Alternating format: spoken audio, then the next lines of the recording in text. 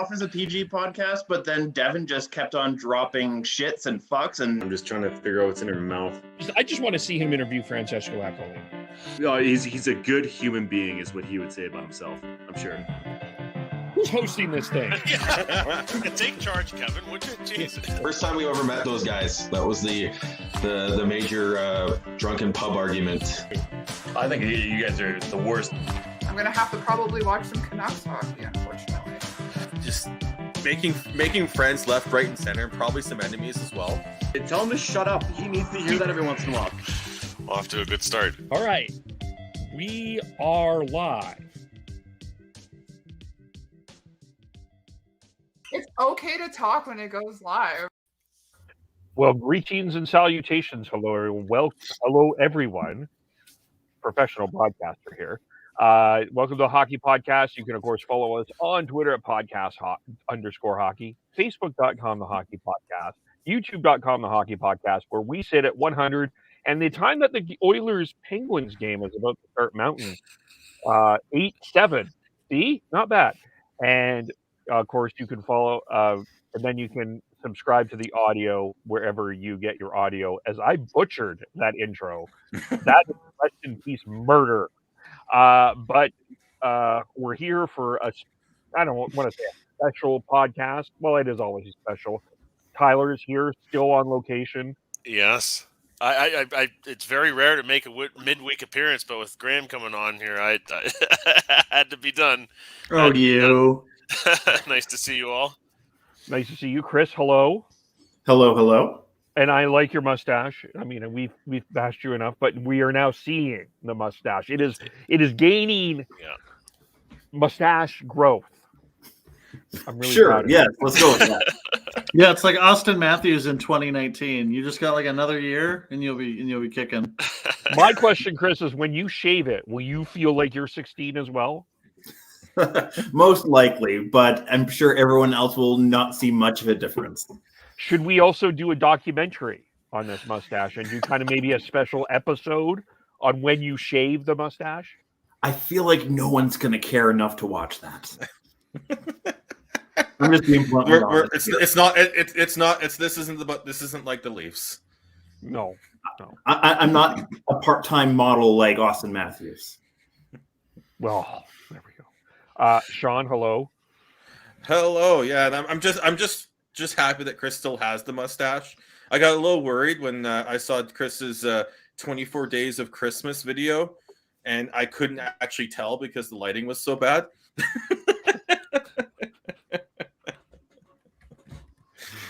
Poor Chris. Graham, hello. It is good to have you, Graham Mosimann.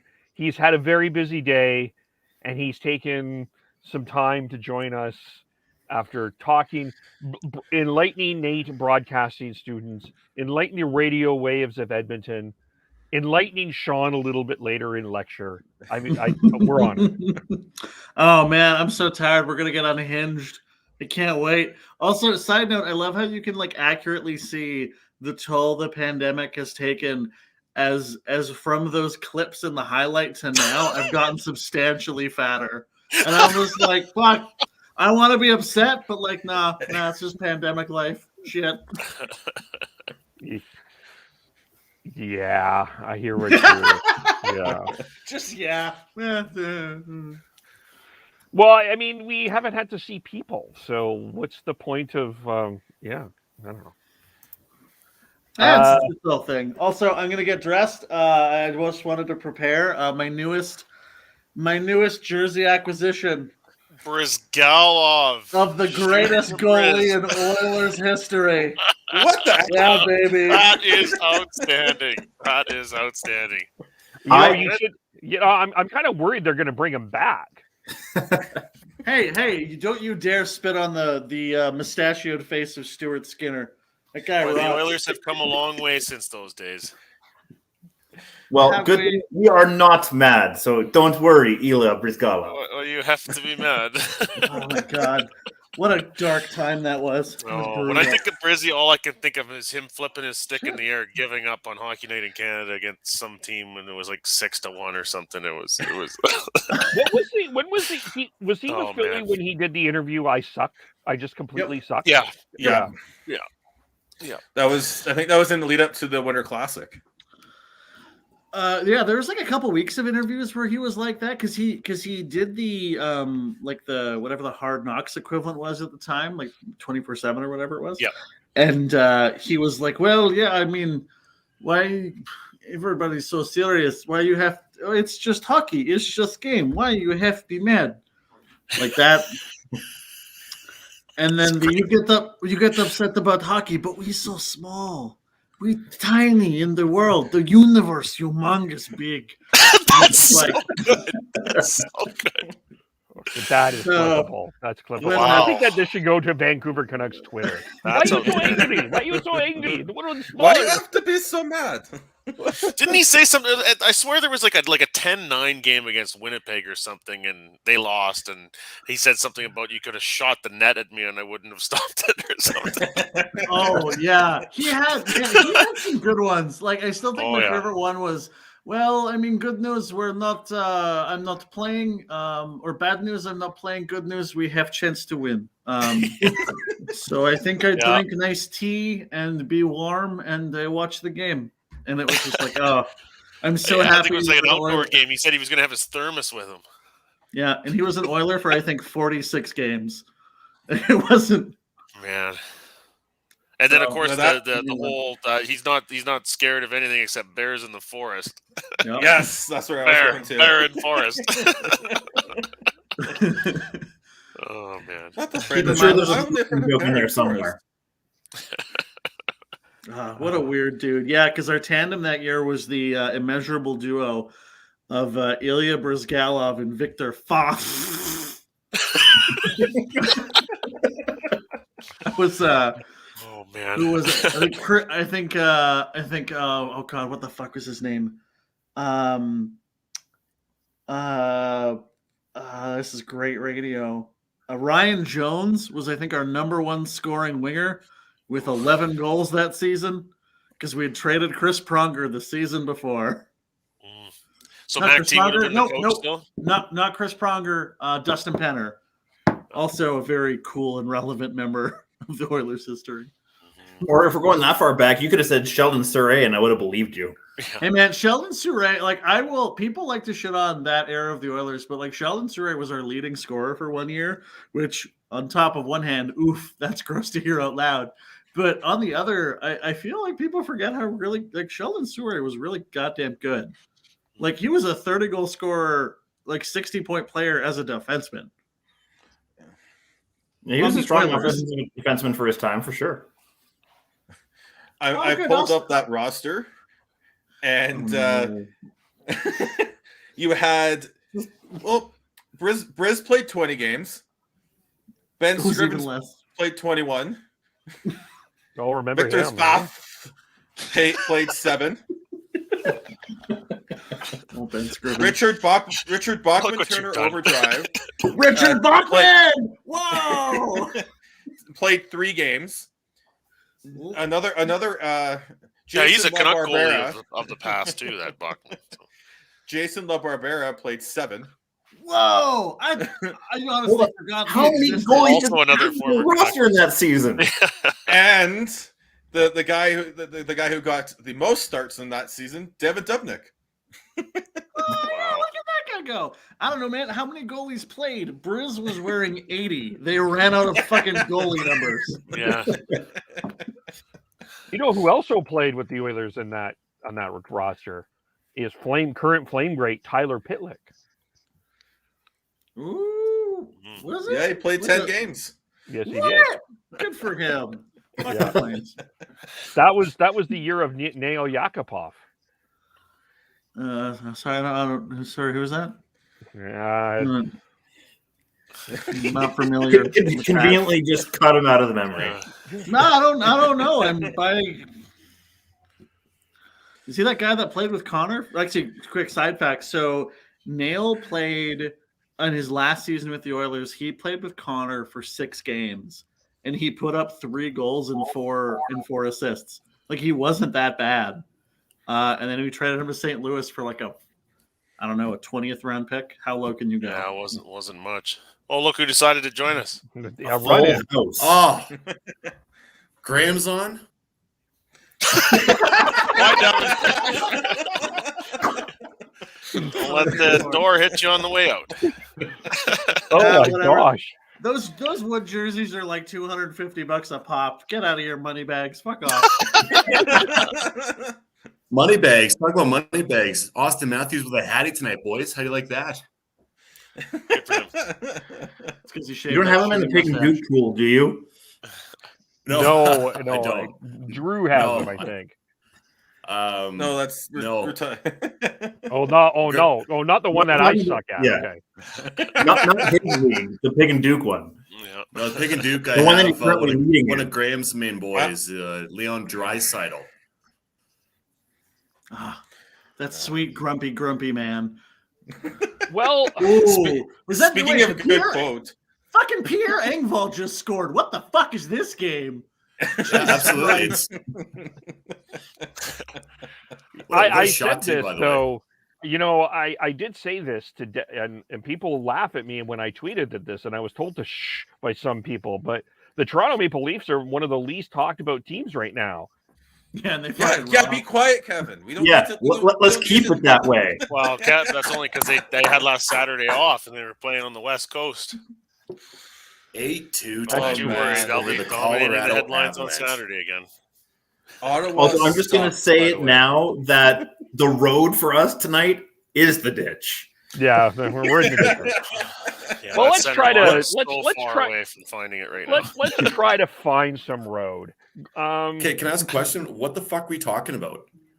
Yeah, I sent an agenda. Well, I we knew were talking about Ilya Brizgalov. Oh yeah, you didn't see my new Yeah, jersey. he put the Brizzy Yeah. shirt on, and then we got really sidetracked. Oh my! And then we were talking God. about the 2014 Edmonton Oilers. That's a And how many great different jersey. goalies they had on the roster that season. And we got Holy- one of them here, baby. Woo! Let's start talking about the Galaxy then.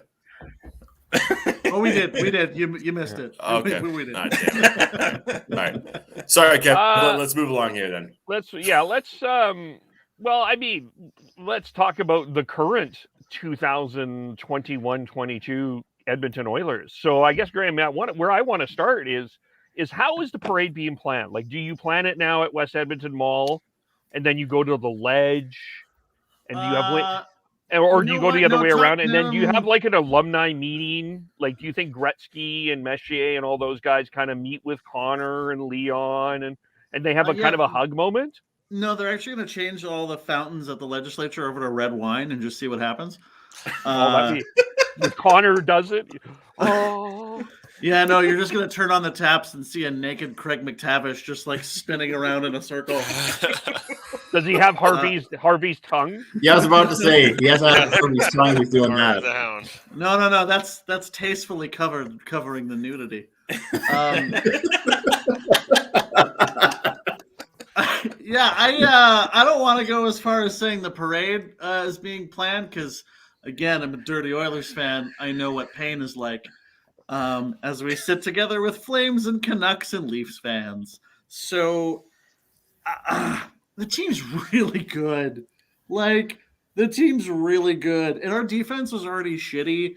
And now we have a guy that I'm pretty sure they just found from like a bin of extra letters playing on our defense tonight because Keith's out. CC, who somehow doesn't suck, figure that one out. Keith's out, but he also sucks, so that's probably addition by subtraction.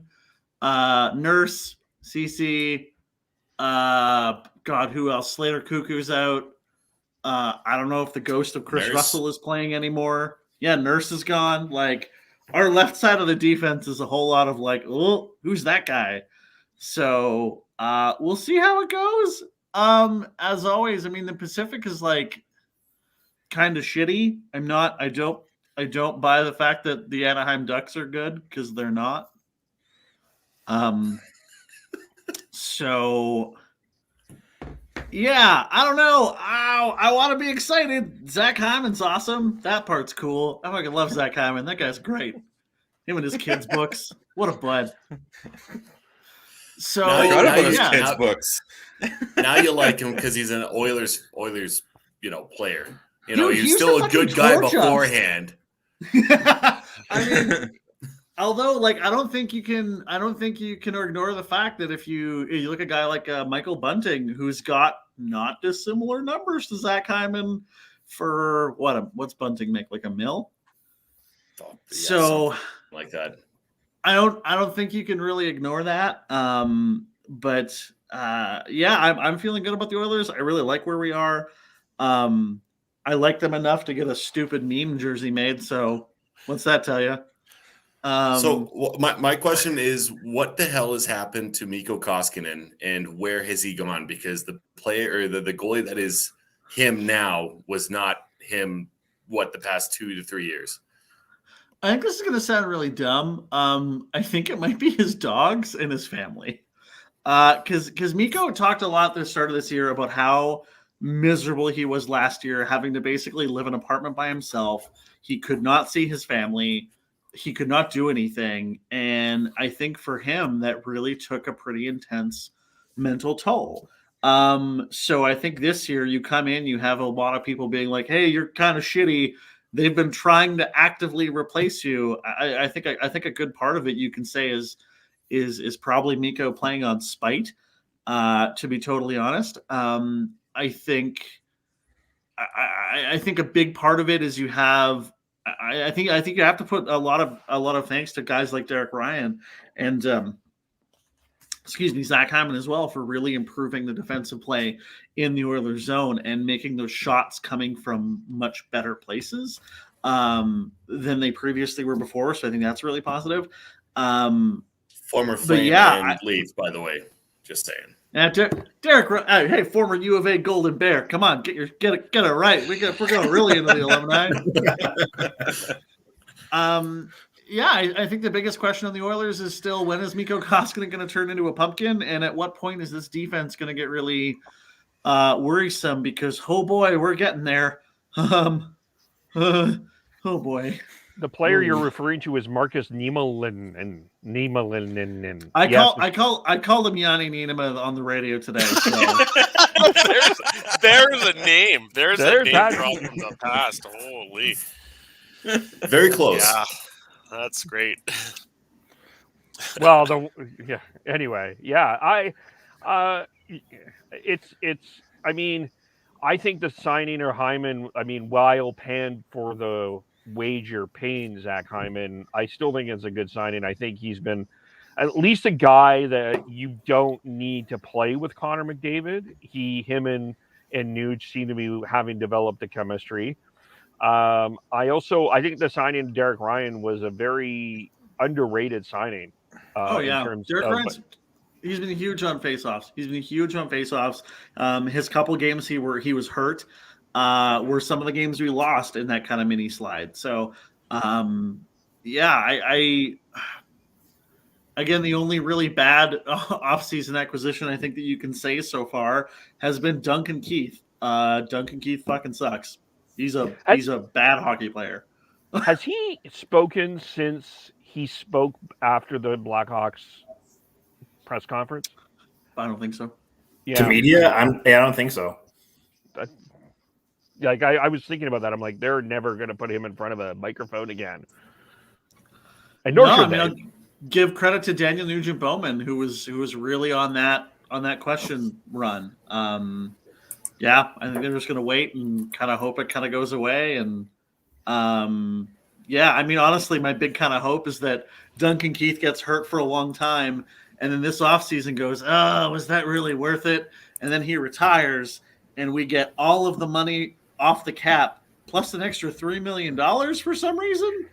So that's cool. I'd be into that. Go retire Duncan Keith, get $8 million of cap because the CBA is fucking stupid. Great. So I have to ask this, Graham. Do you think that Keith's not bringing anything to the table with the Oilers then at this point? Because we talk about how much better this season's been going for the Oilers, especially defensively, and I think even just presence and experience and leadership capabilities to whatever extent we want to debate that. I would think that that's still helping in some regard, even though he's on the downward side of his career here. I mean, it's tough to. Oh, they're just putting the McDavid goal against the Rangers on TV again. God, that's fun. The intangibles. I can't. I'm not in the room, so I can't really say. I know a guy of my stature and roundness and not in the room may be shocking. I don't know about the intangible part. I mean, maybe it's helping some in terms of like work ethic and like kind of getting people like into the room and getting on the same page properly. But when you put him on the ice and you see a pairing of him and Cody Ceci, and this is a phrase I cannot believe I'm saying, and Cody Ceci is carrying the pairing. Is that good? Really? I don't know. So I think the Oilers' next logical upgrade is goaltender and left defense, whether that comes to a guy like Ben Sherratt, whether that's trying to pick the carcass of the Maple Leafs more or Ottawa more, or seeing what you can get out of I don't know, pick a team that sucks and trying to get someone better. I think that's Vancouver? Probably more likely. Mm-hmm. Yeah, but I also said defense. So that's the problem. To pick from there. Yeah. yeah, You also said pick a team that sucks.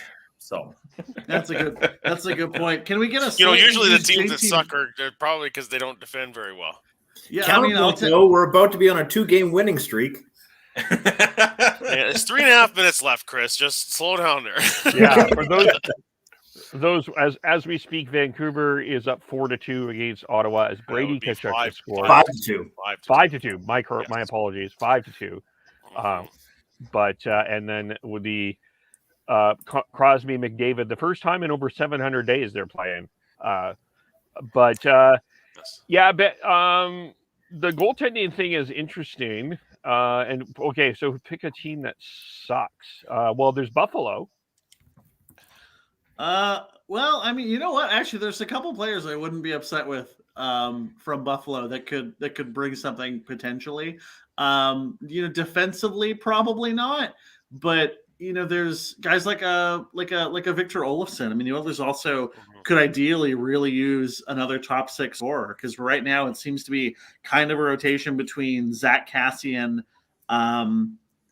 Kassian, he's been fine. He's been better this year.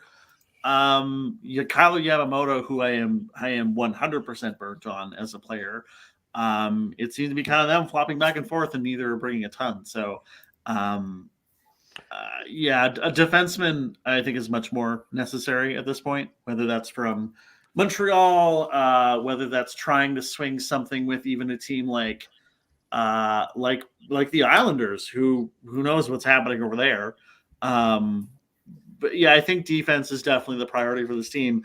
Although Philip Broberg, who again should not have been the pick, Trevor Zegras was right there. Broberg hasn't looked that bad. Broberg's been pretty good in his first couple of games. What about Evan Bouchard?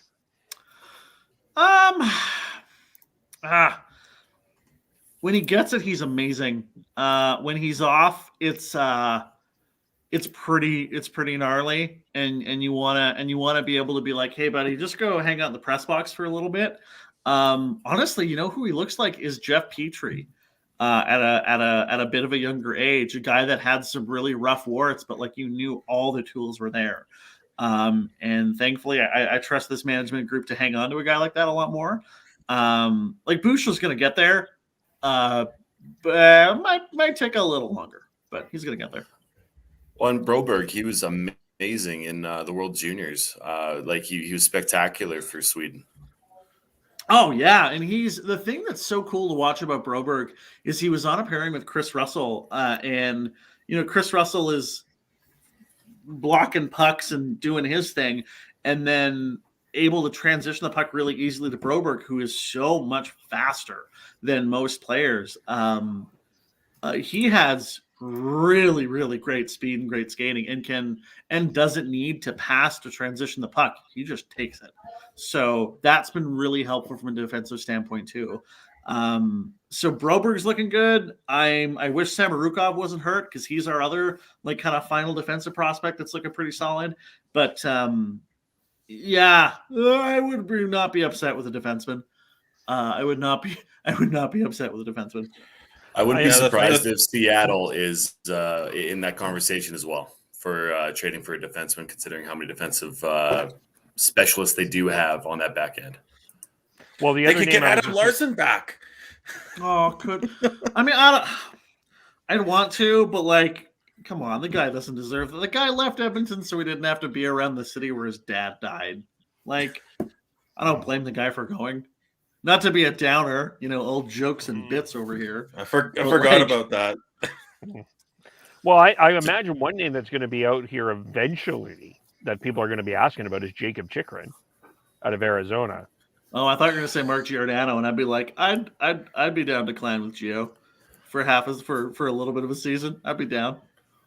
Part of me would be very surprised if Chychrun does leave. I mean, I could definitely see a scenario that would happen, and you'd have to get a fucking haul for Jacob Chychrun. I don't know if the Oilers would have that, but that's a guy that you want to keep. He's what is he, 24, 25? Those are the type of defensemen, and how much of an impact he's made in that shitty of a fucking team. But he's unbelievable. Yeah, he is 23. There you go. Yeah, and that is the team that you want to build around, and he is a future captain within that organization if he stays. Isn't he already? No, they don't have a captain in Arizona, I don't think. No, I don't. Unless it's Louis Erickson. The ghost of Andrew Ladd has risen up from beyond the creek. Was it Mary Gabbert, Arizona Coyote for a while too? I don't know. His contract got traded around a lot, so he was a Tampa Bay Lightning. He was an Ottawa Senator. I'm pretty sure he ended up like that was his last stop was Arizona. Yeah, Arizona was very much the island of misfit toys, and in a way still is. Hey, I think Arizona actually still has Pavel Datsyuk on the cap technically. I'm looking at Cap Friendly. I don't see his name. I see Michael Grabner's name. His last year. Oh, damn it! God, I miss Pavel Datsyuk. Although, as an aside, though, do we think that that's going to change next CBA? Like, just kicking around semi-retired contracts on LTIR? Sean's favorite fucking word here. Well, it's if you take, well, it depends on who's in charge. If it's still Bettman and Daly, I think they're okay with it. It was I think it was a loophole that they were hoping that teams would try and exploit, as opposed to the loophole that they didn't expect teams to exploit and then punish them for. I don't know what to. I mean, the big question with the CBA to me, when is the next CBA? It's like they extended it during the bubble time, right? So it's another 3 years. I think it was 3 years. Yeah. Well, the real question is like, okay, so let's look at that particular rule in that shuffling around that LTIR stuff. Does that rule specifically keep GMs employed longer? Well, that's a good question. I don't think so. The fact that they can like print contracts like that, possibly. If it keeps GMs employed longer, then the rule will stay. Because these guys ultimately just don't want to lose their jobs. I mean, I think the LTIR, for the most part, over the course of the history that's existed with the salary cap, I mean, I think it's been used mostly for legitimate purposes. You need to have a way to replace a guy that has a long-term injury somehow and still make that work with the cap. But yeah, there's with any mechanism that exists where you can add players and still stay cap compliant somehow, there's going to be ways to exploit it. So I don't know what the solution is now. I think you have to have some way, though, if you have a guy that's going to miss like half a season to get another player in that's good. The other issue, and we saw this with the Jack Eichel trade, is that there are teams who aren't actually will like Arizona did this for the longest time. That's why they had Pavel Datsyuk. That's why they had Brent Seabrook is on the roster for the Marion Yotes. Gabrick as well. Yeah, and it was because they needed to get up to the floor. It was circumventing the cap for multiple reasons in terms of that. I don't know. I don't like it, but from everything that I've heard come out of Gary Bettman's mouth about it, he seems to like it. I really don't like the cap floor thing. That's one thing I wish was gone because I don't like. I mean, but why? So that Arizona can spend bare minimum and then just tank. That's they can spend even less. They can sign Graham Mosimann. I mean, that's an easy one for the league. Hey, man, one day contract, give me $20. I'll wear that Kachina. Fuck yeah. That's wore the Kachina, didn't he? In all these negotiations, they got to give up something to the PA, and the league would probably rather have the salary cap floor than, say, Olympic participation or some other thing that the players would negotiate, like extra days off or what have you. So no, I don't see the floor thing going away anytime soon in order to keep the salaries up. And as long as there's a floor that keeps the inflation of the salaries up, and there's just inflation in general in the sport, there's more HRR and everybody's winning, everybody's getting more money. I remember when we were all excited to be like, oh man, there's no cap, who's Detroit gonna get next? And now we talk about bargaining agreements. Look, Toronto's bought another aging veteran that's not going to do anything. Yeah, see, they're spending money, and then they're spending money wisely, and Detroit did that very well pre-cap. Oh, go back to those times when they had the ghost of Joe Nieuwendyk playing for them. Oh, those were the days. Oh, yeah, he was a Red Wing. No, he was a Leaf. He was a Leaf. Sorry, I was thinking someone else. Never mind. No, but to be fair, those days of the Leafs were awesome. Like they didn't make it to a Stanley Cup final, but a couple of third round appearances and like Namer guys and the style of play was exciting. I mean, you think of Bob Cole and all the great clips in the playoffs and the playoff series with the Senators. Like, let's not crap on that. That actually was pretty good stuff. Before Bob started mixing up names. Oh yeah, so good. But talk about Vancouver getting Matt Sundin for 1 year. Oh yeah, that even full season, a half a season. It was like half a season. Yeah, he finally made a decision in late December, early January. Yeah. Oh man. His cap hit was, I think, like something like 8 or 9 million that season. Yeah. Yeah. And remember the sheer amount of jerseys left in the team store during the offseason that summer. Holy shit, were they trying to clear that stuff out? Man, I would have bought it. That would be some good vintage stuff. Sundin 13. I think you can walk around Vancouver with a Sundin jersey. You can't walk around with a Messier jersey. Sundin did all right with the Canucks. Sundin came here respectably. Messier not so much. If I ever get a job, I would have a Sundin jersey as well. If I ever get a job in Vancouver, the first thing I'm doing is buying a Messier jersey. Y'all can't stop me. Prepared to die in a back alley in like the downtown east side then, because that is what's going to happen to you if you wear that in public. I mean, love it. Vancouver. I mean, I'd rather die of not being able to afford food, or I would take a while. Hey, with me, starving in Vancouver is not so bad. From personal experience. What? Oh, anyway. Also been there, done that. Yeah. Throw me in that bunch too. Yeah. Right here as well. Yep. Yeah, we've all done it. What are we missing about the Oilers? What is not being talked about with the Oilers here? Well, can I just make one quick point about the Oilers? I mean, Graham, you brought up Hyman earlier, and Kevin, you talked about Hyman, and he can help build up another line. Just his presence alone, a couple things on that. One, I mean, he has not disappointed. I mean, so often you get these free agent signings that come in big contract and underwhelm, and that hasn't happened yet. But really now the Oilers are a full team, in my opinion. Before it was really a lot of the nights, the two guys, And then if it wasn't going well, then there'd be finger pointing at the goaltending or defense. And now it's not just the McDavid and Draisaitl show. It's really the Edmonton Oilers, and they look more complete. The depth of the lineup is there now with Hyman and some of the other additions they've had. So really the question is the depth going to hold up, and how will it go in the playoffs? And yeah, can the goaltending stay really good? But and I wanted to also mention too, I'm glad you brought up the off ice stuff with Koskinen, and just, you know, what people forget with the protocols and then the bubble before that, how hard this is on the players, and there's not much sympathy because of how much money they make. But look, if these guys are not feeling good, they're not going to play as well, especially as goalies. I mean, it's so mental, right? So all those things seem to, for me, you know, I've watched quite a bit of Oilers hockey. It all seems to be coming together there, and now the challenge is keeping it that way. And one guy also I was just going to bring up too is Jesse Pujarvi. I mean, bringing him a dog. No. Say his name. Say his real name. What is his real name? The Bison King. God damn it, people! What are we doing here? See, that's why we have you on. You got to educate. That's why we have you on. I missed the Bison King. Oh, what? What? Oh, yeah.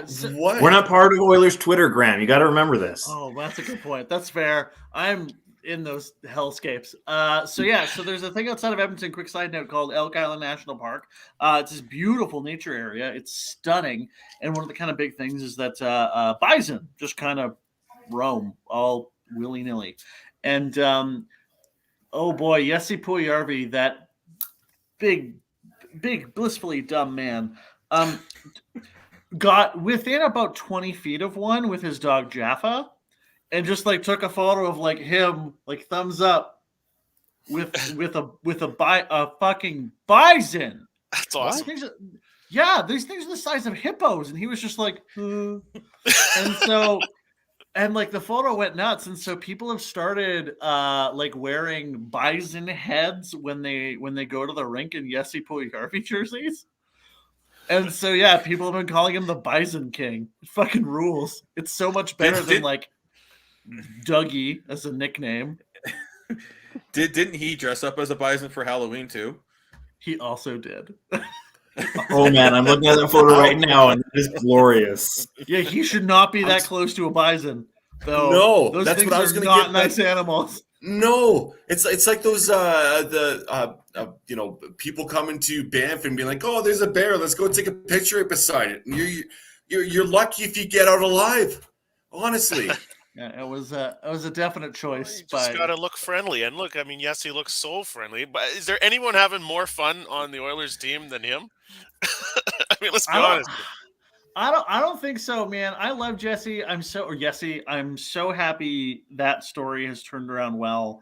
Because it would have been so easy to trade him away for, I don't know, it would have been so easy to trade him away for a Tyler Pitlick, and then watch him go on and crush.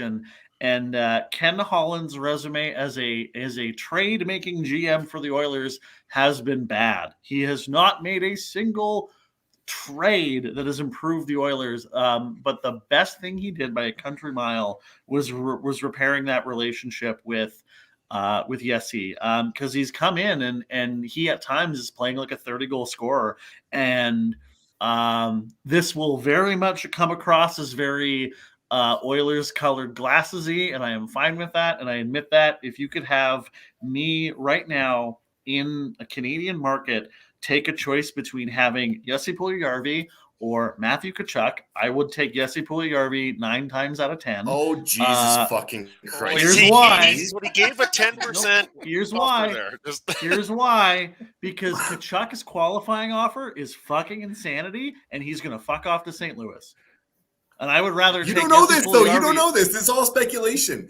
So you saying of that right right now, That's you're talking about a future potential captain in comparison to Jesse Pujarvi, Mr. Pool Party, Mr. Pizza over there.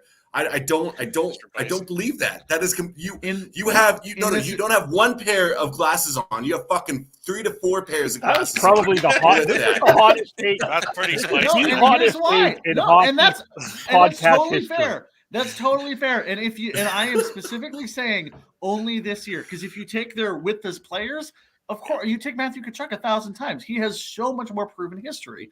But with where we're at right now in this moment, in this season, you have a player who is already locked up for one more year at a really reasonable cap hit that could be a 30-goal scorer very soon, compared to a player who has been reputedly reported as being a part of a rift in another locker room, who has been reported that is already looking at ways to leave and has a $9.5 million qualifying offer. Get the fuck out of Dodge. Not 9.5. That's fucking insane 9. for Matthew. That's so much fucking money. Get the fuck out. It is an eye-popping number for sure. Well, I mean, and then you see Jack Hughes getting what, $8 million for that the was next... worth every penny. Worth every penny. Yes, I agree. I agree. That's with that 100%. for sure. I agree with that. That's a bar. I wouldn't say it's a bargain, but it's a good deal for New Jersey. Not yet. It's but going to down be a the road, bargain by the end of that contract. Yeah, exactly. But yeah, no, Brad Treliving should not have signed Matthew Tkachuk to walk him up to free agency with a $9 million qualifying offer. That was bad general managing. That was fucking stupid. Well, at the time, though, Matthew, I think that people were higher on Matthew at that time because we were having the conversations if Matthew was the next captain of the Flames. Yeah, and now at this particular point in time, there's no captain on the Flames. And, now how long do we go with that aid? We literally just talked about it last podcast, though, did we not? Yeah, two games ago. I mean, to me, he is the most obvious choice. Yeah, there's Tanev and there's what? some No, other he's there, not. It's Chris Tanev. No, the guy who's not going to be there in 2 years. Yeah, exactly. Yeah, I think in terms Tkachuk, of so take your pick. I think in terms of kind of the journey so far with Tkachuk and if they can re-sign him, how long he'll be there for, that seems like the front runner there for me. Yeah, they have to get the contract situation thing figured out before they put the C on him. Yeah, of course. It's not going to happen the opposite way. Yeah, I think he took a downturn last year. I will say that. In the last couple of years, I mean, he was high, and then he took a downturn with the concussion. Last year was a horrible year, but this year he's been better. I don't necessarily. I agree with you, Graham. I wouldn't pay him $9 million, but at the same time, I don't know if I would let him walk for nothing. No, and then the other question would be, what would you get for Matthew Tkachuk? And I don't know if a fascinating you can discussion. A fuck ton. Yeah, I don't know if he would. But you say you get a at fuck ton, but he's not worth $9 million. There'd be lots of teams that want to add somebody like that to their roster. Well, 100%. Oh, his intangibles, those hockey intangibles, like they stapled an extra $2.5 million that didn't need to be there because he gets angry and fights sometimes. He's a presence, right? That counts for something. He doesn't fight that often. Like realistically, I mean, Mr. Stats up there right above me, Sean. I'm surprised you didn't pull up the stats of comparison between Pujarvi and Tkachuk right away there. So I'm I pull up the stats. Tkachuk's stats are so much better. There's no point in pulling them up. If Grant was being serious and not having 4 pairs of Oilers colored glasses on. You're not. Y'all are missing the point. We just spent fucking 10 minutes talking about salary cap and escrow and hockey related revenue and the cap. That's where a big part of it comes down to. Is that $9 million qualifying offer that walks him up to free agency? What is he worth then to you? If it's not 9, what is it? 7? 7.5. So you pay Brady. You'd pay more for Brady than Matthew. No, Brady's also getting an Ottawa tax, though. Like, let's be honest there. You're not that high on Brady either. Interesting. No, Brady's awesome. Brady's awesome, but he's also making an Ottawa tax. Like, come on, let's be honest there. Brady's also the more rounded player. And I'm sorry, Matthew Tkachuk is not the most valuable player to the Flames. That's Elias Lindholm. 100% agreed for sure. We're talking. So okay, Calgary. Oh, okay. So you have Lindholm at a fucking steal of a deal. You have Johnny Gaudreau coming up on a contract. What do you pay Johnny then? Johnny Gaudreau should be 7.5. You sign him as long as you can. I don't understand where this whole thing like, oh, Johnny Gaudreau wants to leave Calgary. At what point has he ever made that seem possible? It's always been like Eastern media that are like, I don't know, you like what about New Jersey? Oh yeah, what about Philadelphia? Don't Eastern media and Eric Francis. Yeah, that's a good. Don't call Yeah, that's a a big part of it. that's a rude name to stick next to media, though. Come on. Also, media, ever since Pajama Boy got signed in Toronto, every time they're like, oh, he's going to go back to his hometown. Yeah, I mean, the Eastern media not too long ago was trying to run 97 out of Edmonton too, supposedly, because there's some unhappiness there, which has never been stated. So I don't know. You can't listen to that talk. No, Matthew Tkachuk is awesome. He is super awesome. But when if you can sign him to a long-term deal, great. I look like an idiot, but I don't think you can, and I don't think you will. Well, but that's normal for you. So. Oh, fuck you. I'm trying to be nice. We started off so well here. We were doing so well. It was that square just sort of arrived on the screen. Maybe we should put Devin up here now, Sean down here. Beautiful, yes. Oh my god. Hi, Boo. Wait, no, other way. Hi, Boo. Yeah, other way. There you go. Okay, my other question before we're off. My other specific Oiler question is, who is your? Fuck yeah! Oh, that was hot. I was gonna Zach say we got a Zach delay here Hyman. because I'm seeing the replay already. I haven't seen it yet. Yeah. I'll watch it. My TV's in the next room over, so I don't get to watch it on a second screen. That was hot. My TV's got analog cable, believe it or not. Wow. You are in a hotel, so believable. My final Oiler question specifically that I wanted to get into is there's probably one more we'll dig into here. Who is the biggest threat to the Oilers in the Pacific Division to get to a Western Conference final? Ooh, to get to a Western Conference final. Are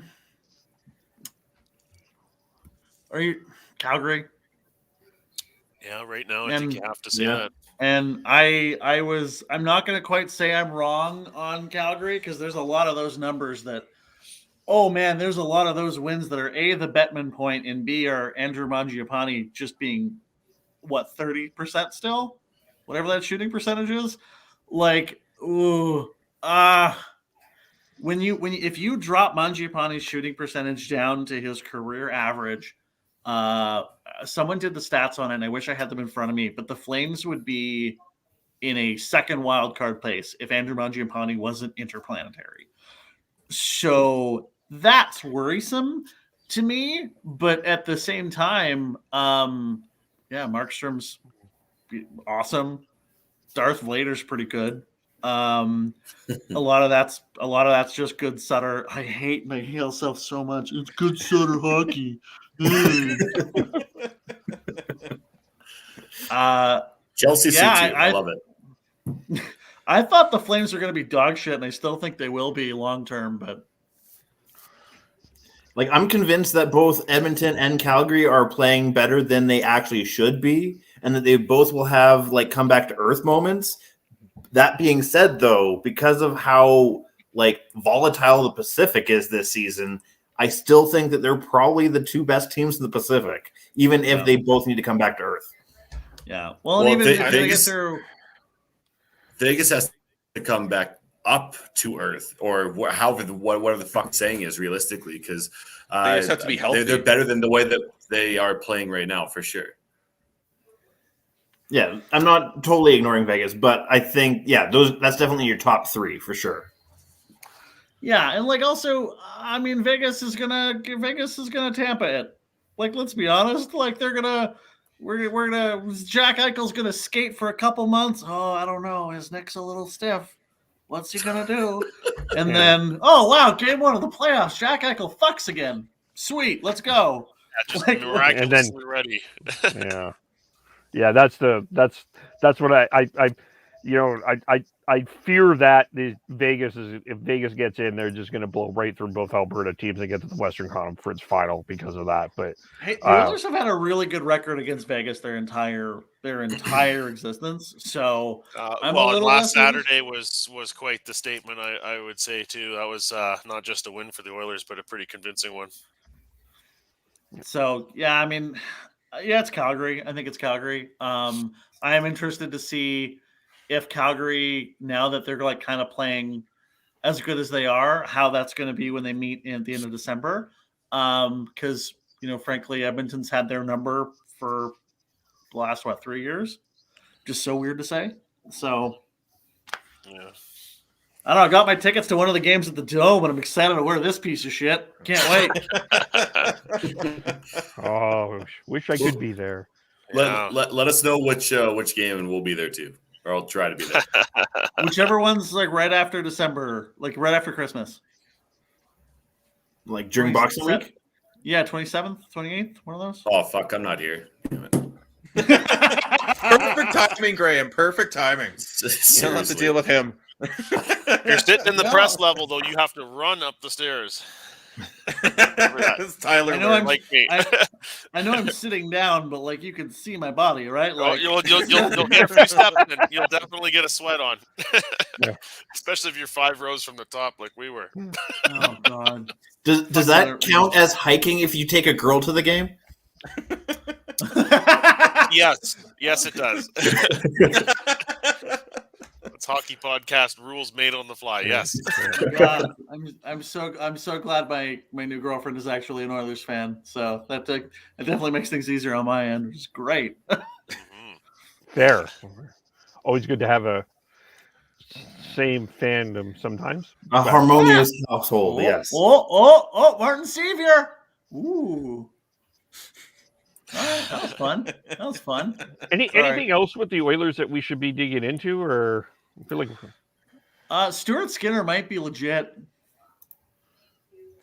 He had an absolutely brutal welcome to the NHL moment, but he's been okay since. Yeah, he's been great, and he's been unbelievable in the A. I mean, granted, like his A numbers are against half the AHL as opposed to a regular AHL lineup. But yeah, Stuart Skinner might be legit. Mike Smith is probably cooked. I'd be more worried about replacing him right now. But can I toss a name at you just for funsies for a goaltender? Just for the hell of it. Wait for it. What about Carey Price? Okay, all right. So here's the thing: you launder Carey Price through Arizona. So Montreal takes half, Arizona takes half, and then you get Carey Price for like 1.2 for 5 more years. And then when he retires, you get a cap recapture penalty that fucks Montreal and gives us like $8 million. Well, you've really put a lot of thought into this one, hey? Did you pull out your whiteboard and draw this up? Yeah, what did you do? You dangled that one. Wow. Honestly, like I don't even floating around. I don't even know if Carey Price is under the old cap recapture bullshit rules or not. I have no idea. I mean, I just at some point, I mean, the Montreal Canadiens are going to have to at least address Carey Price at some point. If you're rebuilding, there's no way Carey Price is going to want to be there anymore. I can't see him wanting to be there. I mean, it is an option they can trade. What you could get, what could be offered, I don't know. But he has. Who says Montreal's rebuilding? Jeff Molson said, I quote, "I'm not afraid of the word rebuild," which tells me they're thinking of rebuild.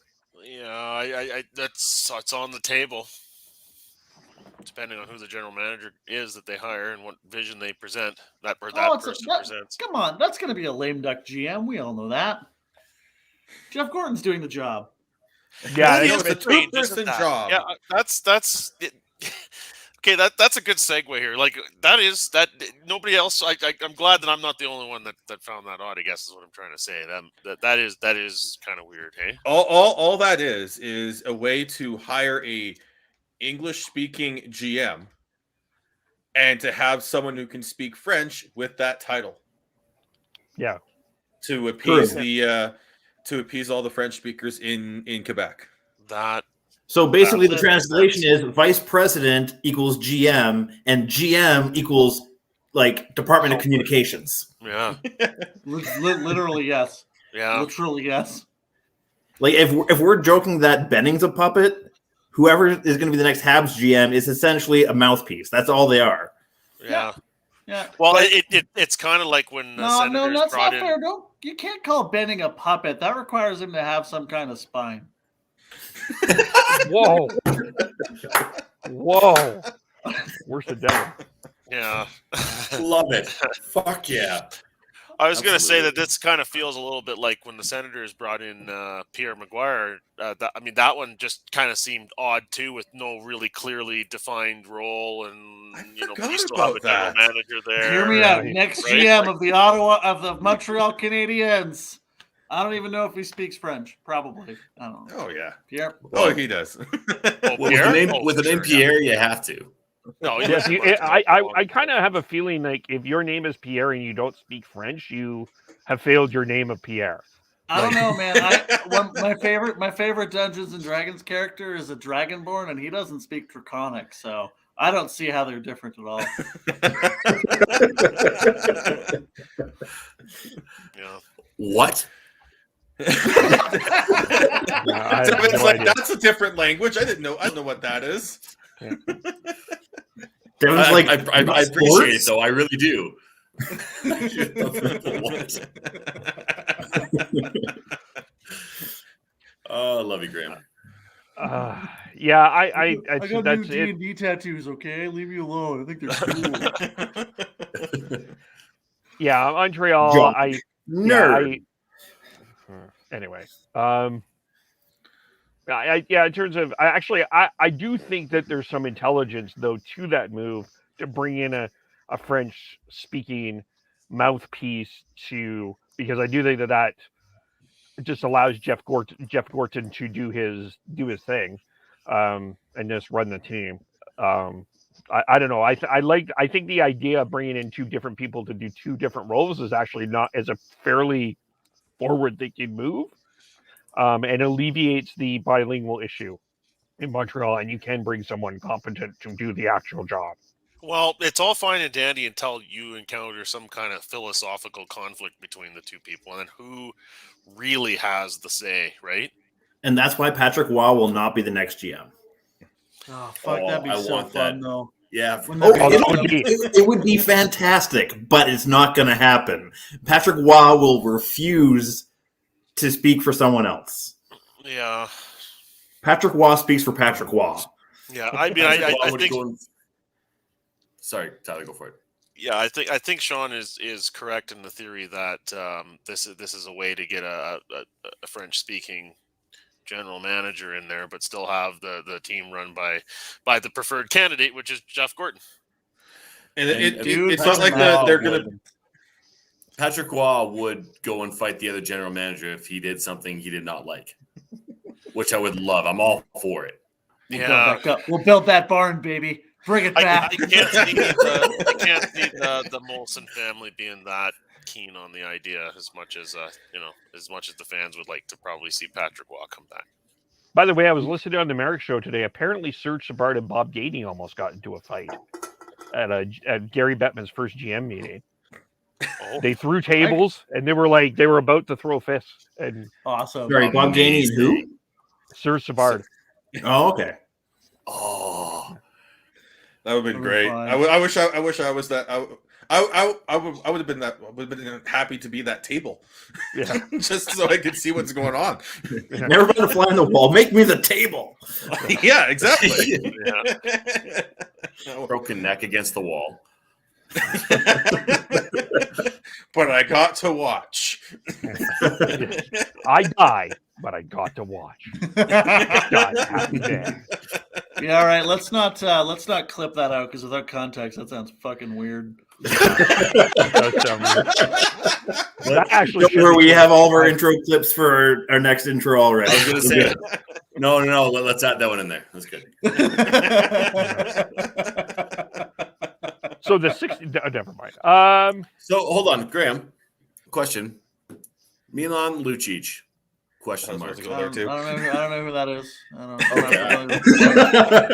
It's weird. I believe you mean Milan Lucic of my 2022 NHL 22 franchise, Seattle Kraken. If you mean that Milan Lucic, he's got 4 goals. He kicks ass. He's great. Actually, if you paid attention to our Monday episode, the Calgary Flames have 2 dads, Chris Tanev and Milan. Yeah, that. Oh man.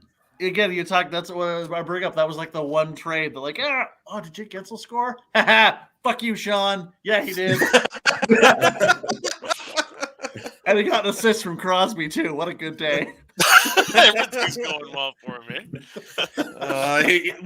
Yes. For those who don't know, Graham and I are facing off in the hockey pool this week, and I had to watch as Philip Forsberg fucked me over last night with 4 goals. And since we're talking about head-to-head rivalries, fuck you, Devin. Yeah.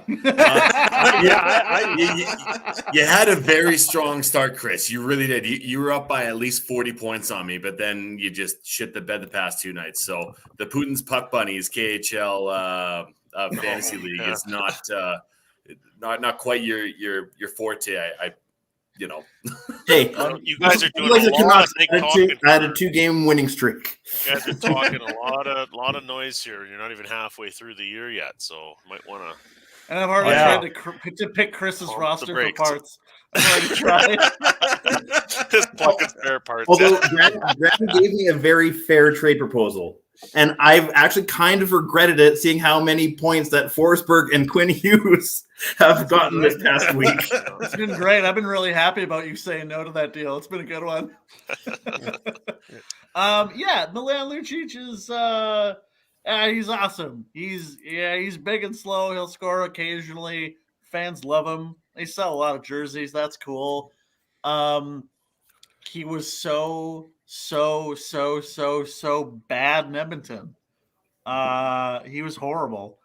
He made the team worse every time he was put on the ice because there was this obligation that, oh, buddy, he's got to go play with McDavid. He's got to go play with Draisaitl, which was stupid.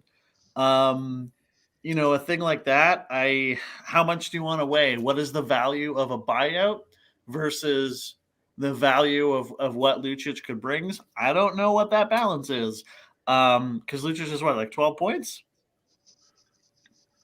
7 goals.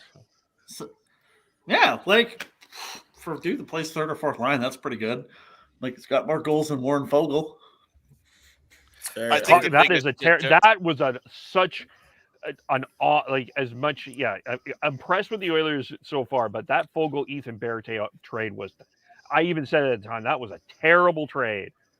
And no, I don't think so. I still don't think so. I think the Oilers are still missing a really competent third line center. Derek Ryan's an awesome fourth line center. He's not a third. Fogel's been a lot better since Ryan McLeod has started coming to his own. So we'll still kind of wait and see on that one. But I think Fogle has really brought a lot of defensive responsibility to our bottom six, which just wasn't there before. So yeah, I mean, I'm happy Ethan Bear's doing well. Signing Tyson Barrie and trading Ethan Bear was not a smart move. It just wasn't. Yeah. That's the part I'm like, that was the head scratcher to me. But yeah.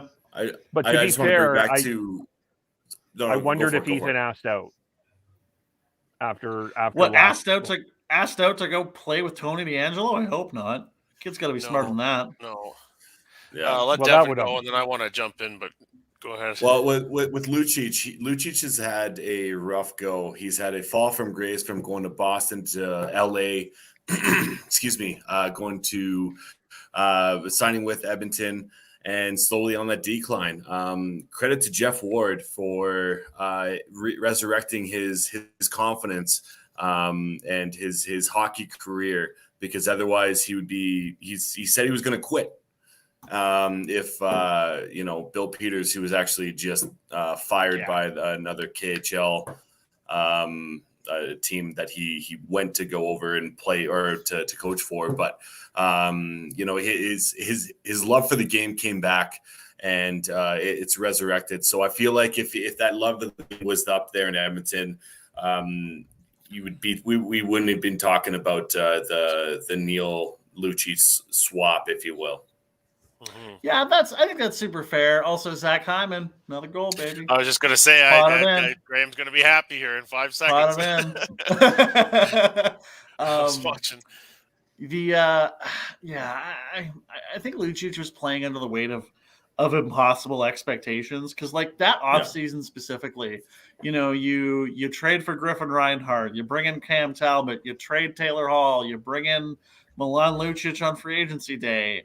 Like, oof, that Taylor Hall deal ended up being Hall for Larson and Luch, and then James Neal, and then what do we got left, right? So, I mean, I'm still of the mind that they probably shouldn't have bought out James. I think when he wasn't hurt and he wasn't, because James got wrecked by COVID. And that's, I feel like something people have forgotten about because he lost 12 pounds right before camp because he got one of the first Delta strains and it just wrecked him. So after he got up to speed and was able to just like sit in front of the net and, put goals in, I think it was fine. So, there wouldn't really have been a place for him on this team when you have Hyman doing that and you have Yessi being able to do that. But yeah, I don't know. I'm bitter about that 3rd round pick though. That was fucking bullshit. That was a made up rule. He didn't make it. Get bent. Fulfill the condition. It's funny how you brought up the Griffin Reinhart trade once, and then you kind of like rehashed every other trade, but not bring up that Griffin Reinhart trade again. I don't wanna. Yeah. You think of that. My God, how good would Joel Eriksson Ek be right now? That'd be pretty dope. Leon's a winger. Joel's. I can't. So the point I wanted to make about Lucic was I think the difference between Lucic as a Flame and Lucic as an Oiler is more about buy-in. I just don't think that Lucic ever really seemed to get on the same page with the different coaches or whatever the Oilers were doing there. And let's not forget, I mean, he had that odd interview when he got moved to Calgary, and he talked about how the Flames had a veteran captain and how that was somehow going to be better for him, and comparing that to the experience he had with Chara in Boston and that being a veteran captain there. And of course, people would take that to mean he didn't agree with McDavid's leadership, but I don't think it's just that. I think just you got Daryl Sutter there now in Calgary, and he's an old school kind of guy, and Lucic is a veteran player now, and just the meshing of philosophies there obviously seems to be a better fit for Lucic now than it was in Edmonton. Oh, no question. I mean, also, come on, you do have noted progressive head coach Dave Tippett. And then on Tippett and Ethan Bear, I wanted to make the point on that. I mean, that trade, I think it was pretty simple. I mean, we saw in the playoffs last year that Tippett doesn't trust Ethan Bear. So, if the coach doesn't want him, he's got to be moved. So, I think Vogel's giving you anything at this point is a pretty good deal. It was so what he went through after that playoff before the trade was just so brutal and unnecessary. That I'm not saying he wanted to go to Carolina, hang out with Tony, but I wondered if he was like maybe a fresh coat of paint and a fresh place to get out of Edmonton. Might have been something he was thinking about. It was pretty hard to make the goalie the whipping boy when Mike Smith was standing on his head through those 4 games and giving them actually some kind of a chance. And those 4 games, we never were behind. We were never behind. I know, like it was a very for a 4-game sweep, that was a much closer series than the final result indicates, but still 4 games to none. And somebody had to be made the whipping boy, and it was Ethan Bear, unfortunately. Well, and I don't think we're giving enough credit to Rob Brindamore being the head coach down there and making sure.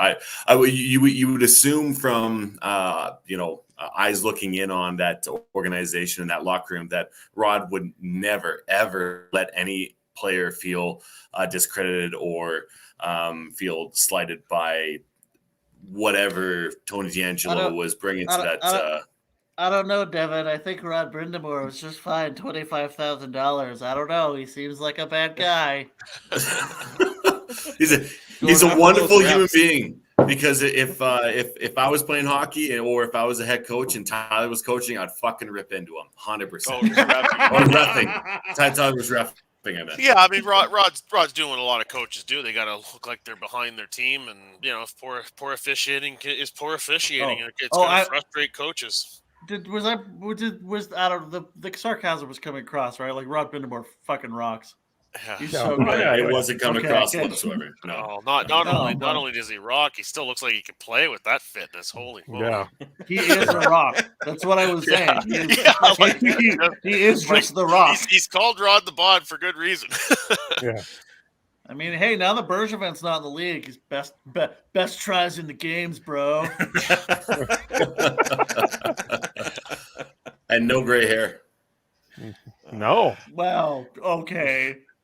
that we know I'm pretty of. sure that there's a can of Just for Men that's doing a lot of work on that statement. Yeah, just like Jim Benning at the start of his Canucks tenure.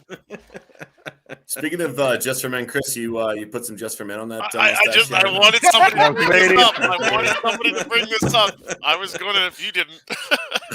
Well, Hattie, Set yourself up for that one. Hattie, Heidi and I would not have been like questioning whether or not he had shaved it when he did his 24 days of Christmas video today. I couldn't see it. That's right. Also, personal plug. Follow me on Twitter because I open a new beer for my beer advent calendar every day in between now and Christmas Eve. Yeah. As long as you show that stash until now and then, I'll follow you. Well, I told you on Monday, Hannah wants me to keep it, so it stays. The mustache rides are still going. Sorry. I'm okay. Wow, man. Okay. The ditch is the ditch. Yeah. Okay, let's get. He looks away into the game for 1 second. I don't think we can see the pavement I anymore. just thought Hannah had good taste. That's all. It's fine.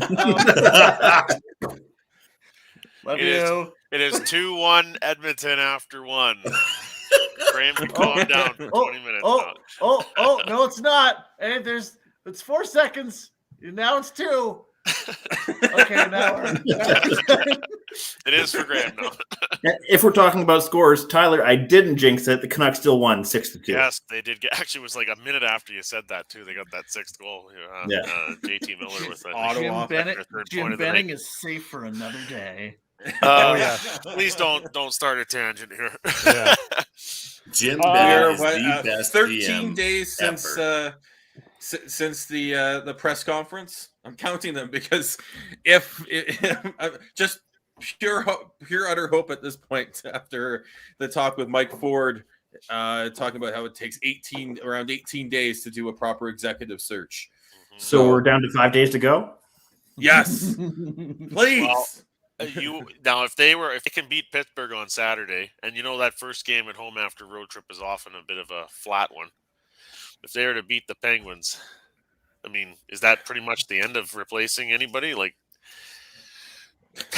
that'd be 3 wins in a row. I know it's a terrible, scary thought to think that. But Jesus, it's coming. Shitty team. See 3 wins in a row. The Aquilinis will be like, no, we're fine, no problem. Don't need to pay. No, that's when the tweet comes out of they have your support. Yes, absolutely. Yeah, that's when the positive. I bet Francesco will be live tweeting the game, and then great win, great team effort, and all that stuff. He'll be all over it. You could just Then the vote of confidence happens. I don't think that's coming. But last time I saw this much emotional trauma, I was watching Philadelphia. Like the movie, not the team. Yeah, well, there you are. Yeah. This kind of I'm not going to go where I was going to go. Anyway, do we do we have any thoughts on the World Junior preliminary roster? Graham, have you been following the Oil Kings at all? Dylan Gunther, Jake Neighbors? Yeah, fucking Kane Gooley, let's go. Yeah, that was a huge trade today. Yeah, with like 17 first-round picks. Yeah, you basically you LA rammed the deal, but I mean, he got Caden Gooley. How dare I speak this as someone who has some type of loyalty to the Oil Kings, apparently, I guess. I don't know. How dare you compare us to the Rams? Matt Stafford. Ooh. He's on my fantasy team. He's not helping me in any way. Oh, you poor man. Yeah, it's tough. Well, it's tough with the quarterback situation in our fantasy league is brutal because people have 2. And I'm like, oh, for the love of God, why do you need 2 quarterbacks? This is not a 2 quarterback league. Why are we talking NFL? Yeah. We're Who not. cares? Anyway, to get back to the World Juniors, that will be in Red Deer in Edmonton with fans in the stands. So Yes. just crossing my fingers on that one. Touching wood and all that sort of stuff. But very big WHL presence and very big Edmonton Oil King presence. So Yeah, they have what, 5 guys on that selection? 4? Jake Neighbors, Yeah. Dylan Gunther, Sebastian Casa, and now Caden Gooley. Hometown anyway. advantage? I mean, the rink's fun. I don't know, man. Like I have such a love-hate relationship with the World Juniors. I get really frustrated how we as a country seem to flip-flop pretty aggressively. When we win, it's because, oh, they worked the hardest and we did the best and this is what we're supposed to do. And then when we lose, it's like, oh, they're just kids. You can't put all the pressure on them. They're just wee babies. And so I find that flip-flop among media really annoying. Well, that exists with the NHL teams too. There's a lot of excuse making when things aren't going well, and then if it stays bad for a number of years, then it turns into the Vancouver situation where it gets toxic. But that damn media, so negative. Yeah. Oh my gosh. I'm with Graham on that too. It's a great tournament, and you're seeing future stars, and it's important to the players, and I think it's deserving of the coverage that TSN gets it. But because it's an annual tournament and the cast is different every year, I think people need to calm down a little bit, with all of those swings in reactions, right? I mean, the other thing is too is like the other countries put the uniform on and are proud to wear the crest and are trying their hardest, and it's 200 by 85 with a puck, and the reffing can be pretty unpredictable at times as well. So it's never going to just be this automatic for Canada. Like, people need to get past that. So if we lose, well, guess what? Tip your cap to the other guys. They played well. Yep. I'm honestly, my bigger concern when it comes to the World Juniors is I'm hoping we're not going to wear the Olympic butthole jerseys. That's my only hope. No, I don't want to see those turkey buttholes. The Olympic jerseys are always special jerseys, and I think there's some requirements with the IOC and what. How hard is it to make a good jersey, Nike? Fuck off. I know. Gee, it's red and white. It's red and it's what. Put it together. I don't. God damn. I don't understand. I really don't understand the vitriol towards the jerseys. I really don't mind them. I actually kind of like them, to be honest, because they're not traditional. So the journalists like, no, you're over here. No, you're over here. This guy over here is it. To me, it's like let's have some fun. Can we have fun for once and enjoy what we have going on within this the world that we fucking live in right now? We're Canucks fans. What's fun? No, I'm talking. Wow, Christ! If you're trying to have fun and be positive, you're a shill and you don't get it. Apparently, I am talking to you, fucking Oilers and Canucks fans. I mean, Kev is the only person who is being very, like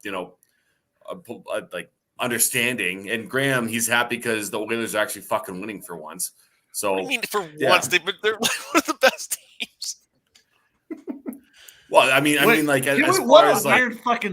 What a weird fucking sentence that was. What do you mean? The Oilers are one of the best teams. What a fucking sentence. I'm talking about this year. They're actually doing something. Yeah, it's weird. It's weird. Well, I don't like the leaf like on I said the... earlier, we got ways to go yet. We're not at game weird. 82. But should qualify that. Yeah. It is odd, isn't it? Yeah. The one with the jersey, I don't mind the colors. I do mind the leaf. The leaf is what just throws me off. It's a turkey's butthole. Yeah, it's not. That's the part that that's gets the me. part that really drives the me. color I don't combos mind is fine. It's the fact that they're fucking with the maple leaf. Just go with the traditional, simple maple leaf, and we're fine. It's over designing somehow. But the simple maple leaf that's not the simple maple leaf for 2010. That was an over exaggerated maple leaf, but everybody loves that one, right? The shape was simple. Sure, they threw the totems and the native art into the center of it, but it was the shape that I'm talking about. Well, the shape wasn't quite like, okay, we're talking about fucking maple leaves. Maple leaf's right fucking there. That's a maple leaf, realistically, right? And they didn't fuck it up. Yeah, these are the first good Leafs jerseys that they've had in a while, though. Like those through the 90s, those were dog shit. And I'm happy. Like the Leafs jerseys now are perfect. They're so good. Just leave them alone. The logo's perfect. Yeah, it's Sports costumes. Yeah, that I agree with Kevin and Chris in terms of like how the leaf on the jerseys is just doesn't sit well with me.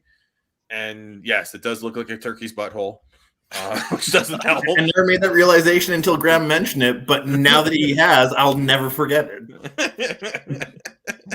So I like the colors. I think it's just it's weird that all the other countries are allowed to have their like work off of their like countries like logos and stuff, but Team Canada's not.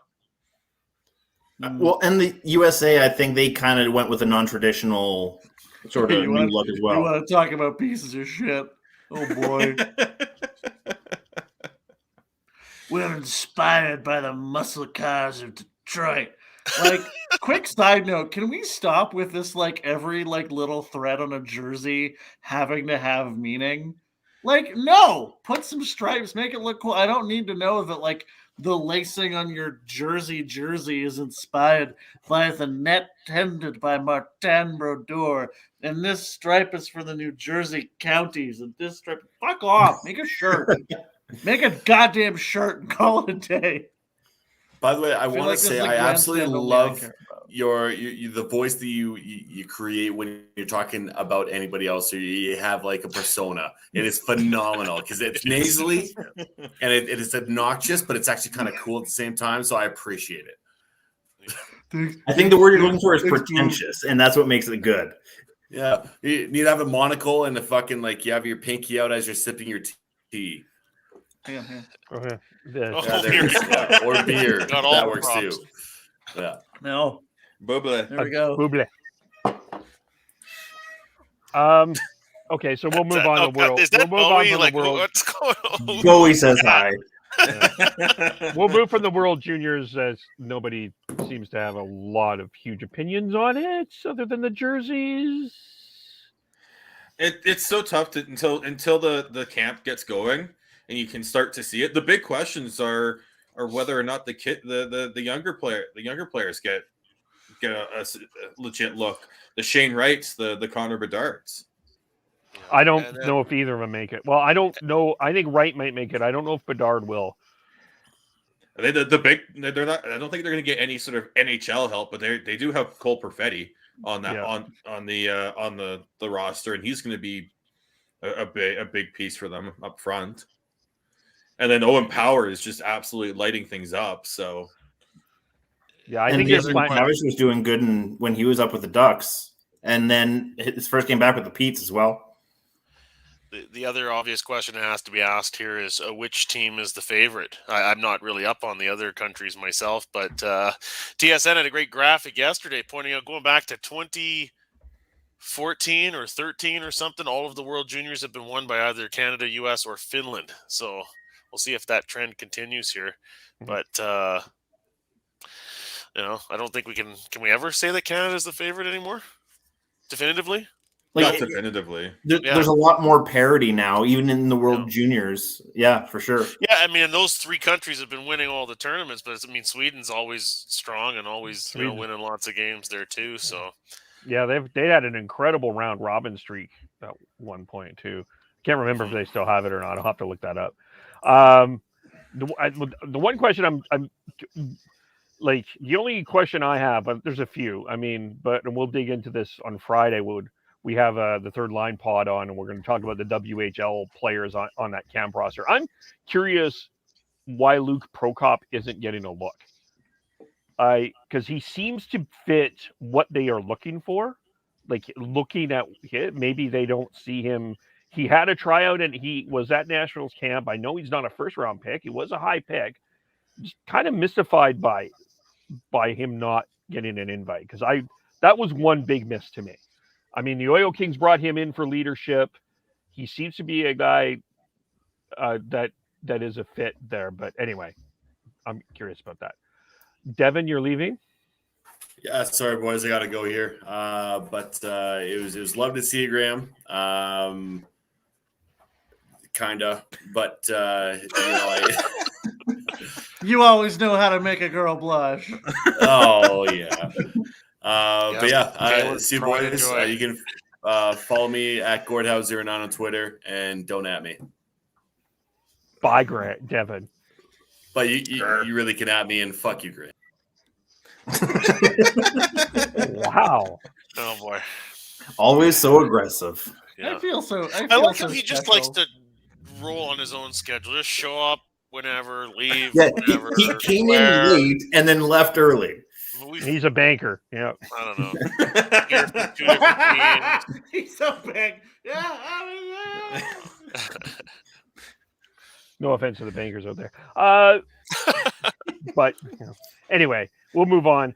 One other, I guess the other Oiler thing I wanted to talk about, Graham, is Darnell Nurse on you. If the NHL goes, which is still, we touch wood, if we want that to go, but is Darnell Nurse on your Olympic team? Ooh, the injury really puts it in doubt for a little. I think you need to see how he comes back from that finger injury. Last year, Darnell Nurse was arguably the best defenseman in Canada in that North Division. So seeing how he comes back from injury, I think it's something you absolutely have to look at because that left side is going to be really, really fascinating. Where you have a Morgan Riley, where you have a Darnell Nurse. Is Shea Theodore a Canadian? I do not remember. Yep. I think so. Yeah, Shea Theodore should absolutely be on that team. Yeah. And they also have Shabbat on the Sportsnet projection page. Oh man, Shabbat's awesome. I got a hard time with that. I got And a then they hard have time. Ekblad and Byram as their extras. Oh no! Wow, Byram? That's weird. No, Very you're long shot for Byram there, I'd say. Yeah. Yeah, I think you're right. Your right side has to go. You got to go look at what complements. And Darnell Nurse is really, really great playing with really pure puck moving defensemen. That's why he's been successful with Tyson Barrie. Why he's successful with Ethan Bear. Why he's been good with Bouchard. Excuse me. So I think you're looking from a pure pairing standpoint. Oh boy, set me up for a Makar Nurse pairing all day. Honestly, you can have any combo of Nurse, Riley, Theodore, Shabbat. I don't think you're in a bad spot. I don't know if Shabbat makes the starting roster. Given how bad Ottawa's been, it takes a lot to learn how to play with good players. And for what it's worth, on this list that they have him paired with Makar. Shabbat, I mean. Shabbat and Makar? Yeah, they have Theodore with Pietrangelo, Shabbat, Makar, Riley, Hamilton. Oh, yeah, Dougie should be on that team for sure. I don't know. The one player that I'm sorry, this is a St. Louis Blues pick. Watching Alex Pietrangelo, really? This year? We're really putting him in the Olympics? Okay. Well, he's already there. Yeah. That's the thing, right? So yeah. Thanks, And he's a right side guy as well. So yeah. So yeah, I think Riley. I Riley, Shabbat, Theodore, Nurse. I mix and match, have fun. They're all awesome. Does anyone remember? Hockey Canada tends to like to build these teams a certain way. It's not just purely top, 6 or whatever. Well, with some extras, say 8 defensemen just on pure measurables. So there's always going to be some names that are left off that make you wonder, why did they pick that guy over that guy? Well, and if you're looking they're holding the gold medals at the end, they picked the right squad, right? Right. And if you're looking from a pure physical standpoint, who are the physical defensemen for Team Canada as constructed? Makar's not. Dougie's not. Neither is Riley. Neither is Riley, and so you have Pietrangelo and Nurse as the two kind of big shutdown guys. you're defending a 2-on-1 against the U.S. or a 2-on-2 against the U.S. in overtime. I'm feeling pretty confident with two towering pillars of Darnell Nurse and Alex Pietrangelo, but I could also, see in the morning to go with Morgan Riley. So I wish I had a more hot take with you. I don't. I think he should be there. He's really goddamn good. Well, he's on mine.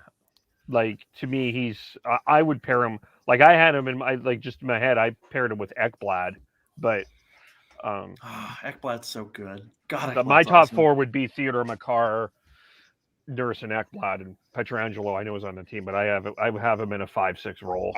Hot take. I don't have Theodore on the Olympic roster. Ooh, let's go. He's not had a good season. He's very, very one-dimensional. You've got other. Makar's better at what he does. Hamilton's better at what Theodore does.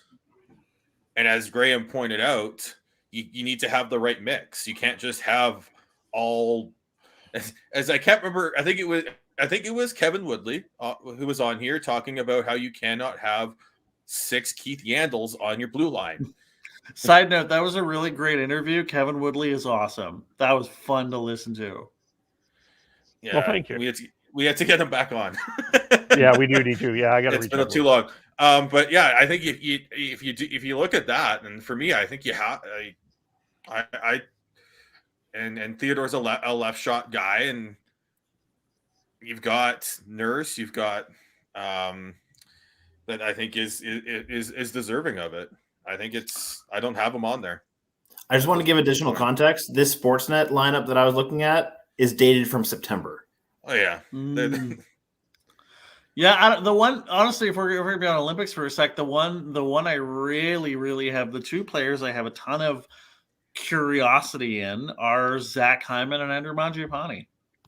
Because from a pure skill standpoint, neither of them should be there. From the Chris Kunitz standpoint, maybe they will be. I have another name that I think should be on this list, and I don't think he's getting. Maybe it's a hot take, but I think Nazem Kadri should be getting a longer look. He can play center. He can play wing. I know he's a pain. One game, and then he's gonna break Erik Karlsson's face in half, and he's gonna be gone for the tournament. You're down a person after he gets red carded. That's the big thing with him. Will do that, but yeah, I think you got to think they're concerned about something like that happening. If we're throwing names at a wall as far as the potential roster, though, I just pulled up a Bleacher Report projection, and they actually have Pitlick as a spare. Oh yeah, Adam Pellick's awesome too. Yeah, he'd be good. He'd be a good one. I thought Pulock would have a. Speaking of what, you talked a little bit about the Islanders. Big loss for them is Ryan Pulock, and I think that's someone who could have worked his way into the conversation as well. Yeah. Sorry. Quick side note. It bugs me the hell out of me that the Oilers get scored on by a guy named Teddy Bluger. Like that's a cartoon character name. Fuck off.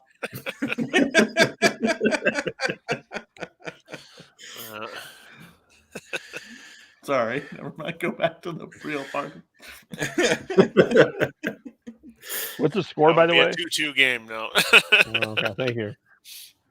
Yeah, I don't know. I think Kadri, from what I've seen, there has been some growth and improvement, and I'm not saying he should be on the team, but I think he should be getting a little bit more of a conversation around him. I would argue, with all due respect to my Flames representation, I think he deserves a bit more of a look than Mangiapane. To be fair, Mangiapane did have. I understand why he's getting a look, but I do think Kadri should be in that long shot conversation too. Anyway, I mean, I don't know. I'm at the point now where I'm pretty sure our Olympic roster is going to be Gilbert Brulé as our number 1 center again. So, yeah, you don't think they're going to go. I don't think we're going to go. I said on Monday I was still optimistic. I'm a little less so optimistic, but Islanders have been cleared to start playing again. So, if there's any other teams that have to get shut down for even a couple games, I think that's going to be really tough. I'm at 40%. Anyway, the real question with the Islanders is, can they put their new stadium in NHL 22 already? God damn it! Oh, yeah. So Planet Pledge made it, but not the UBS Arena. No, they're playing in. I don't know. They made up like it's Nassau, but it doesn't have a name on the ice. Just very quickly on the whole NHL, and going and all that. I mean, just listening to Bill Daly and Gary Bettman and their comments about going, which are kind of odd. Like they still kind of are, they're clearly not enthused about it, which is kind of a message aimed at owners around the league. But they keep saying, we made a commitment. So I think that they want to go into the next CBA negotiation and say, hey, see, we gave you that. Now, give us something. I don't think they want to just. I don't think they're going to just knee-jerk pull the plug on it at the first available opportunity. But, every day that comes along where there's games being canceled, makes it less and less likely, obviously. So I feel like at this moment, I'm still optimistic they're going. Yeah, if there's a third team that gets postponed, I think that's when I'm going to be like, okay, I have lost pretty much all faith that it's actually going to happen at this point. Yeah. I'm kind of The other thing is I think players are starting to see what the all the protocols and how tight everything's going to have to be done, and the fact that if they're going to the Olympics and they go to the All-Star game in Vegas, they're not going to be able to do Vegas. Basically, Vegas is going to be a bubble. They're not really. No. I mean, there's a memo that's gone out about avoiding contact with large groups and stuff. So, well, they've even moved the player hotel to somewhere where there's not even a casino. Yep. Yeah, they're not in the Encore anymore. Could you imagine telling that to Yarmir or Mika? God damn, they would have lost it. Yeah. What about Yuri Hoodler? Whoa, what a callback, man! Yuri Hoodler was fun in like snippets. Hoodler wasn't that Mr. Barefoot? Yeah, he walked up to the stage to what was he what award did he win? And he had to King Clancy? No, like no, it wasn't Clancy. It was like I was Lady Bing, I think. Oh, Bing, that's what I was thinking of. Yeah, sorry. And he just I had my award all mixed up. Yeah. Oh, that was bad. In a good way. Just bring back the fantasy draft where the players just get fucking wrecked and Phil Kessel gets a car. That's all I want to see. That was so good. And they took it away because the agents got upset. Ugh. Aw, poor Alan Walsh. Yeah. hey, you put respect on that name. That is the Steve Dangle Podcast Network's Alan Walsh. Agent provocateur. Yeah, we need we should get an agent on here too somehow. Anyway, we should get our own provocateur. Well, Graham. I'll go rep the bucket drum guy outside Rogers. There we go. It's a really specific Edmonton poll. There's a guy that used to sit out by the rink at the old arena, and he had 10 buckets, and he sat in the middle, and that guy fucking rocked. He was really good. Well, actually, no, I think he was outside of Commonwealth when I went to the Canada-Mexico match. Oh, he might have been. He lives in the area. Yeah. I saw him in between the stadium and the train station. Really relevant for Calgary and Vancouver listeners. But yeah. Bucket drum guy. Hell yeah. All right. Shall we leave it there? Sure. Yeah. I don't even know. Let Graham watch the game. We were all over the place. Yeah. We never made it to the road. We were just careening from side of the ditch to the other side of the ditch. Now that it's 2-2 and it's 9:22 there, and he's had this long day, I think he wants to focus on his Edmonton Oilers. And then I got to record a lecture for Sean's class right after that. By the way, Sean, your lecture might not be coming until noon tomorrow. We'll see how. Okay, that's fine. But at least you know why. It's our fault. Well, how do we follow everyone? I am Beardy Canuck 03. Please remember to retweet any of our episodes, any of our pod clips, any of our game recaps to get an entry into the Pig and Puck Club contest at the Pig and Duke. And remember, the word of the week for this week is change. DM us that on Twitter. Of course it is. Of course it is. Yes. It's please DM us the word of the week change to podcast_hockey to get 3 entries into the Pig and Puck contest, and you'll be able to go to the April 23rd game between the Vancouver Canucks and Calgary Flames here in Calgary if you win. I'm on Twitter at TNoble, TNOBLE. I am at Schneids on most social media. I'm my It's on the name. screen. For the people that can't see. I'm my name. What about the people who are listening, Graham? Oh, fuck off. Radio professional here. At Graham Mosimann. You can also listen to me on a good old terrestrial radio in the Edmonton broadcast listening area.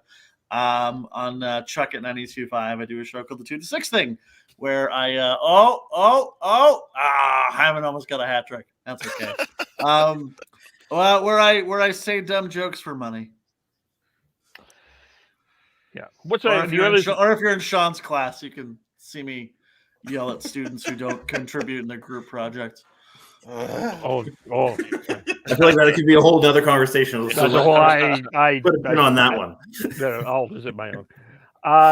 Devin's Gordhouse 09. I am KEVOLE. Podcast_hockey. Facebook.com the Hockey Podcast. YouTube.com the Hockey Podcast. Listen to the Oilers YYC podcast. I'm sure that are they going? What? Yeah, they're still plugging. I jump on when I can. I find when I'm after I do my radio show and I come home and they're like, all right, well, let's talk about the Oilers in-game presentation. And I'm like, it sucks. See you next week. There. We were going to get into that, but you solved it. It sucks. There we go. One topic we didn't miss. Anyway, we'll leave it there. We'll talk to you all very soon. Friday, we'll have Liz Jess from the Third Line Pod talking about the World Juniors, and we'll talk to you all very soon. Bye for now.